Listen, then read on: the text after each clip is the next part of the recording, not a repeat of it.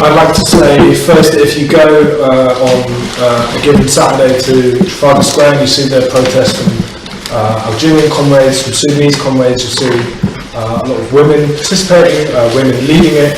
The same in Morocco, amongst activists in Morocco, the country that I'll talk about now. I'm replacing a Moroccan woman, Moroccan Dutch woman, Miriam, whom I've learnt a lot from, so I just want to apologise and apologise to everyone for the gender.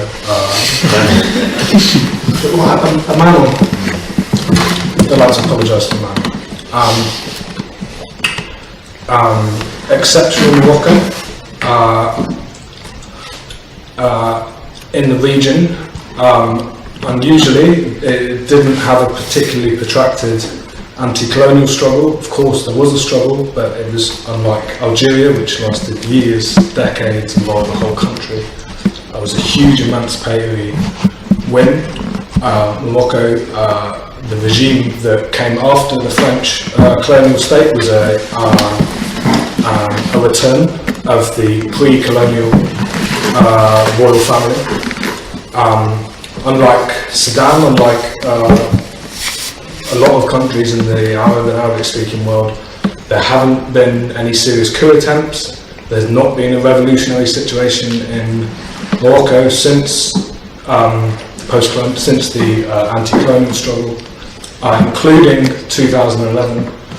There were mass protests, hundreds of thousands of people, but the regime, like Jordan and like Saudi Arabia, was able to sustain itself. Unexceptional Morocco.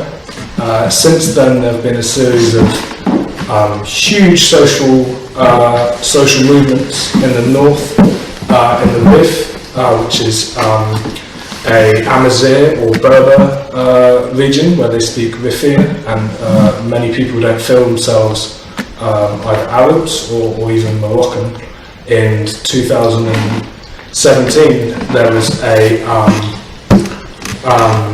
the police, the Arabic-speaking police, killed a fish merchant, murdered him most probably, and there were then, first day into the next week, for months, huge protests across the region.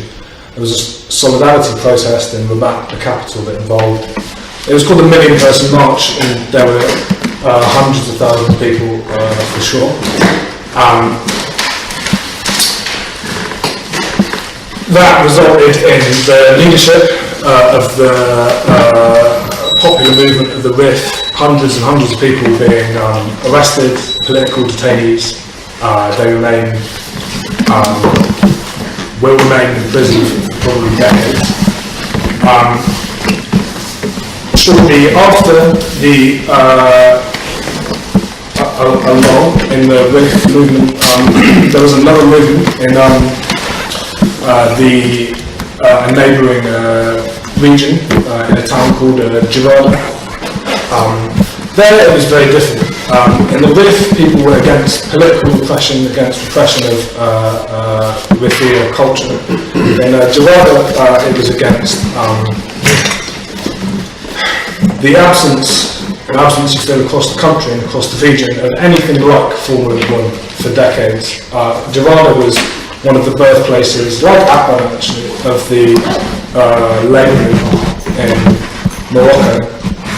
Mines there, coal mines. The mines were closed in the 90s as imports from Europe became cheaper. The mines were abandoned except by thousands of people going in there in groups of 1 or 2 or 3 and getting, literally with kind of hand tools, getting coal coming back up to the surface and selling it to coal barons. That was how people made a living in a town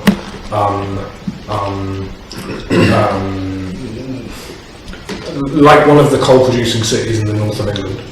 So there was a huge feeling there across the region that they'd been dispossessed. One story from Morocco that I think says so much. A friend told me that the leader of one of the major unions. I think even the union that was founded in Jarada is exactly the same. Almost impossibly corrupt, flagrantly corrupt. He also owns is a construction union. He owns a construction firm. His daughter manages the firm. There was a suggestion that striking workers had, of all things, kidnapped her dog, and she instructed her driver. This is just the daughter of the union bureaucrat. She's got a driver.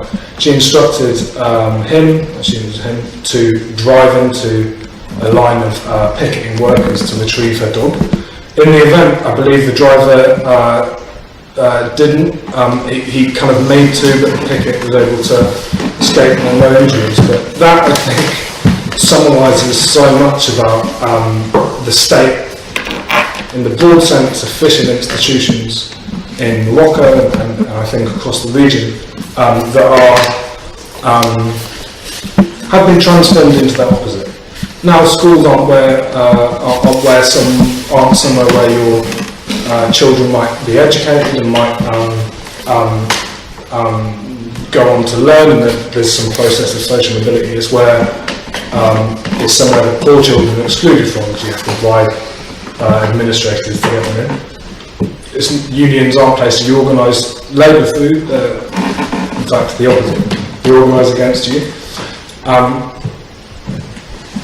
That, I think, is Morocco today.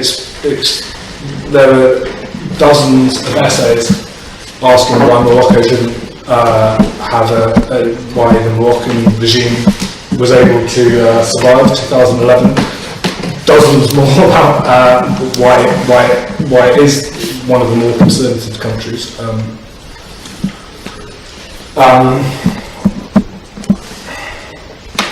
But I think in Morocco you can see some general trends, especially the classes that are still contesting power across the region, in Sudan, Algeria, but also still almost impossibly in Syria, in very different ways in Tunisia.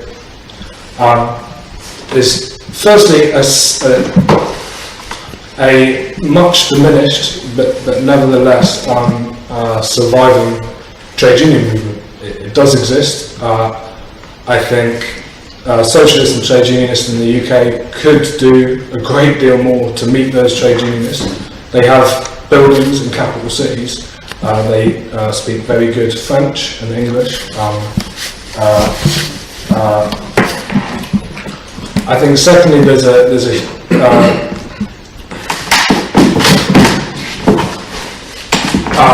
kind of what I suppose you might call a state proletariat.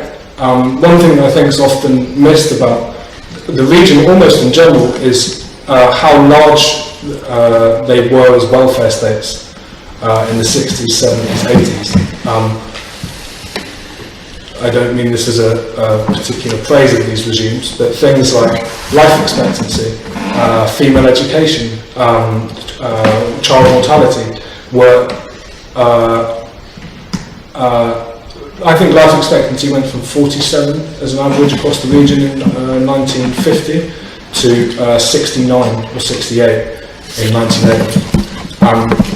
Those welfare states are being year by year depreciated, sold off, privatised. The EU is part of that, but nevertheless they still remain.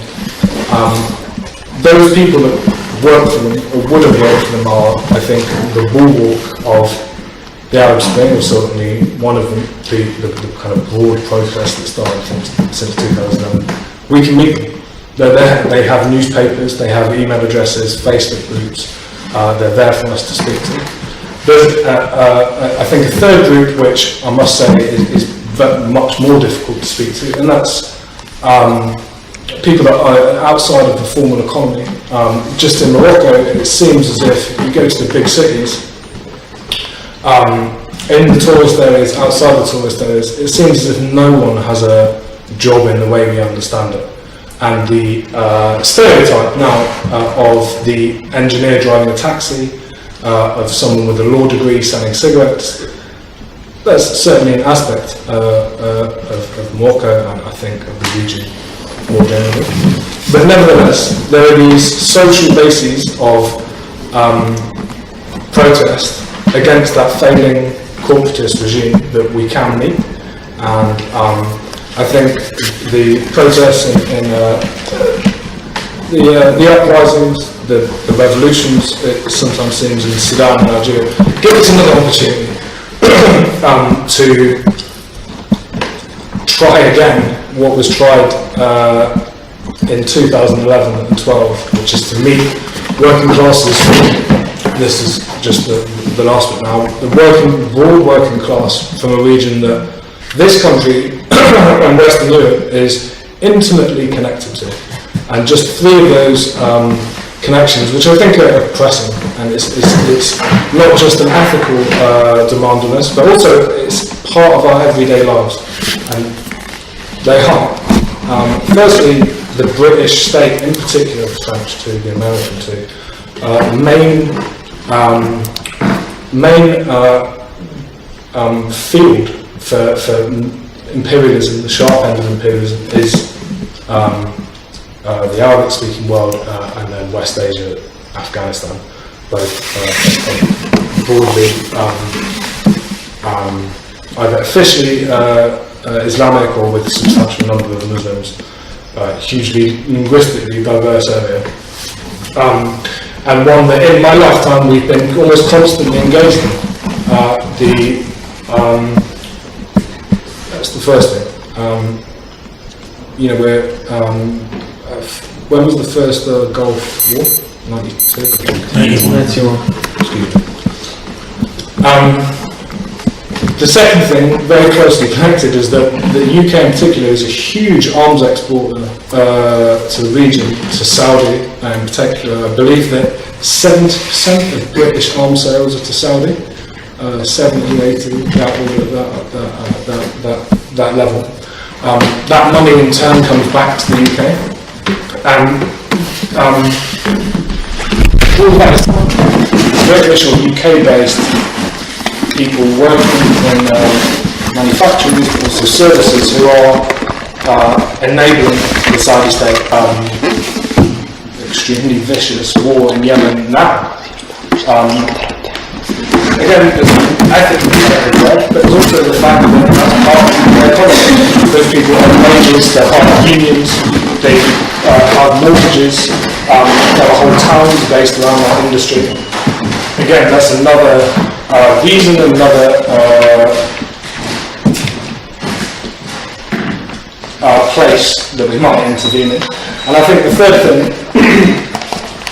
connected to those first two, is the fact that both state racism and I think a major tendency of popular racism is Islamophobic. There's an anti-Arab aspect. There's you'll forgive me, an anti-brown aspect that, again, just in my lifetime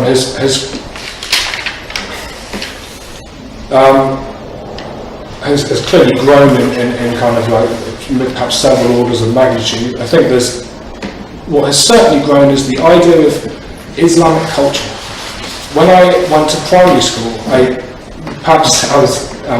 course I was naive, but I don't remember a strong distinction between it. It was like there was half white and then half, especially the children of people from South Asia. I don't remember a strong distinction between. I remember, several of the other children there being considered Muslim. It didn't seem like a particularly effective social category, and that's grown to become perhaps one of the most effective, the most politically important categories now for racists, for the state to, of course, perhaps especially the Prevent programme. To go back to Morocco, I know reading about the RIF or Jarrah, one can't expect socialists. There were 10 dozen Jarrahs. Nobody could possibly read about them or be involved in them, but I think what we can do as socialists to think about not how we can intervene in those huge kind of nationally defining aspects, but not necessarily this meeting, but perhaps think about why it hasn't happened so far, or at least for a long time. The anti-war movement is not new. It doesn't.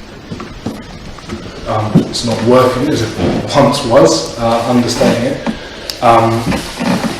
The Labour Party, in my so far as I've seen, really has no organic links with diaspora groups. The smaller socialist groups too, of course, include members who, from the region, speak Arabic. We don't have any organic links either. So I think trying to understand why that's the case, after 91, after Iraq, after 2011, 2013, is the first step to trying to